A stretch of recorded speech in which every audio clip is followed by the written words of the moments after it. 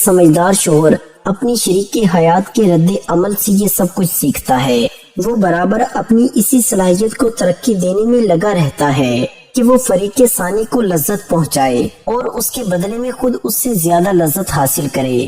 مباشرت سے پہلے بستر پر ایک موٹا کپڑا بچھا لیا جائے تاکہ بہہ نکل جانے والی فالتو منی بستر کو خراب نہ کر دے۔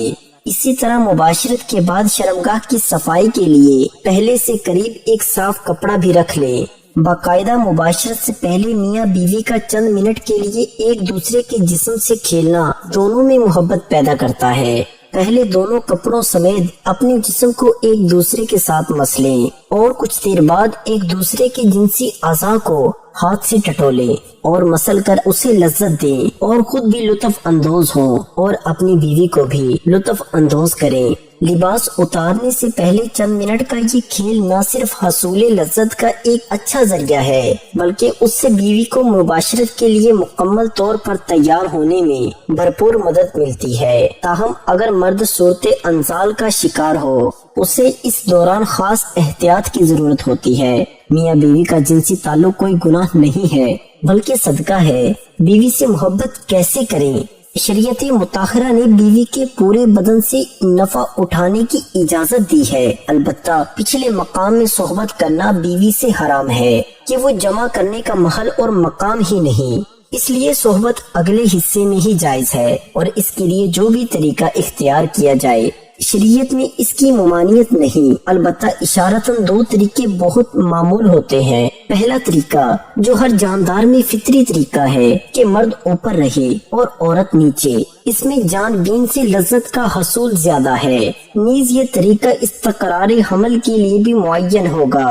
بیوی سے جس طرح چاہیں محبت کر سکتے ہیں، کھڑے ہو کر، بیٹھ کر، لیٹ کر، آگے کی طرف سے، پیچھے کی طرف سے، یعنی اگلی شرمگاہ میں مرد اوپر ہو اور عورت نیچے ہو یا اس کے برعکس، سب طرح بیوی سے صحبت کرنا جائز و درست ہے، البتہ پچھلی شرمگاہ یعنی پخانے کے مقام میں صحبت کرنا جائز نہیں ہے، اور اگر مرد عورت سے پہلے فارغ ہو جائے تو اسے عورت کے فارغ ہونے تک برابر مشغول رہنا چاہیے، ہٹنا نہیں چاہیے، اور صحبت سے پہلے عورت کو جماع کے لیے مکمل طور پر آمادہ بھی کر لینا چاہیے۔ پیار و محبت کی باتیں اور کام کے ذریعے عورت کو مکمل طور پر تیار کیے بغیر صحبت کرنا اچھا نہیں ہے، اور صحبت کے بعد دونوں کو پیشاب بھی کر لینا چاہیے تاکہ اگر منی کا کوئی قطرہ سوراخ میں رہ گیا ہو تو وہ خارج ہو جائے۔ میاں بیوی کے اس عمل کو پہلے سے طے کر لیں، یہ ایک بہت لطف اندوز ہوتا ہے۔ بیڈ روم کو رومانٹک بنانے کے لیے اپنے کمرے میں مدھم لائٹ رکھیں، کیونکہ مدھم لائٹ میں عورت کا جسم خوبصورت اور پرکشش دکھائی دیتا ہے۔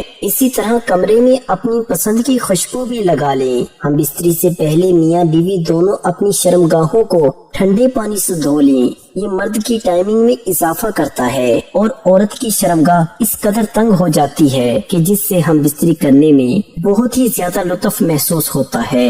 کشادہ بستر کا انتظام کر لیں اور بستر نہ بہت زیادہ نرم ہو اور نہ ہی بہت زیادہ سخت ہو۔ ہم بستری کے لیے میاں بیوی کے پاس وقت کھلا ہونا چاہیے، جنسی ماہرین کے مطابق کم از کم 1 گھنٹہ وقت ضرور ہونا چاہیے تاکہ مرد کے ساتھ ساتھ عورت کی بھی فراغت ہو سکے۔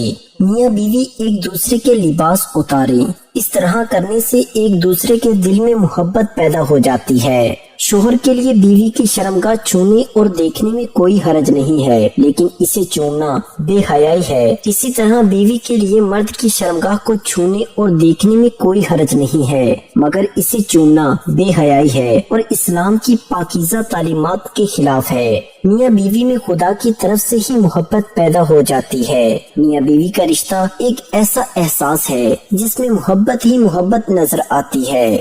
بعض اوقات کچھ لڑکا لڑکی کی شادی پسند سے نہیں کی جاتی، لیکن وقت گزرنے کے ساتھ ساتھ ان میں ایک دوسرے کی محبت اتنی پیدا ہو جاتی ہے کہ وہ ایک دوسرے کے بغیر نہیں رہ سکتے۔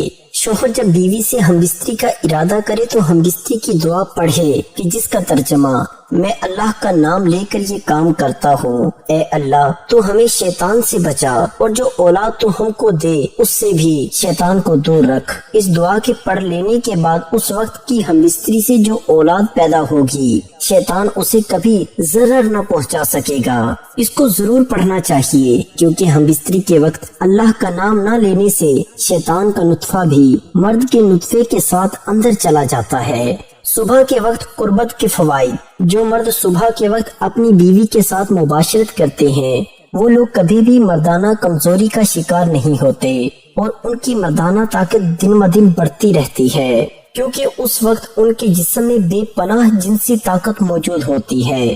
اس وقت جنسی کمزوری کا شکار افراد بھی بہتر انداز میں قربت کر سکتے ہیں، کیونکہ اریکشن اپنے عروج پر ہوتی ہے، اور رات بھر آرام کے بعد انسانی جسم صبح کے وقت جنسی توانائی سے بھرپور ہو چکا ہوتا ہے، عضو فریش ہوتے ہیں، اور یہی وہ وقت ہوتا ہے جو مرد اور عورت کے درمیان قربت کے لیے بہت بہتر اور مفید وقت ہوتا ہے، کیونکہ اس وقت مردوں کے ہارمونز عروج پر ہوتے ہیں اور ان کے اندر جمع کرنے کی طاقت پوری طرح جوش میں ہوتی ہے۔ اس وقت قربت کرنے سے بہت زیادہ تسکین ملتی ہے، جس سے مرد اور عورت دونوں کو پوری طرح جنسی لذت حاصل ہوتی ہے۔ اس وقت جسم کا انگ انگ زندگی کا مزہ لے رہا ہوتا ہے، جبکہ صبح کے وقت جمع کرنے سے آپ لوگوں کی ٹائمنگ میں بھی زیادہ اضافہ ہو جائے گا۔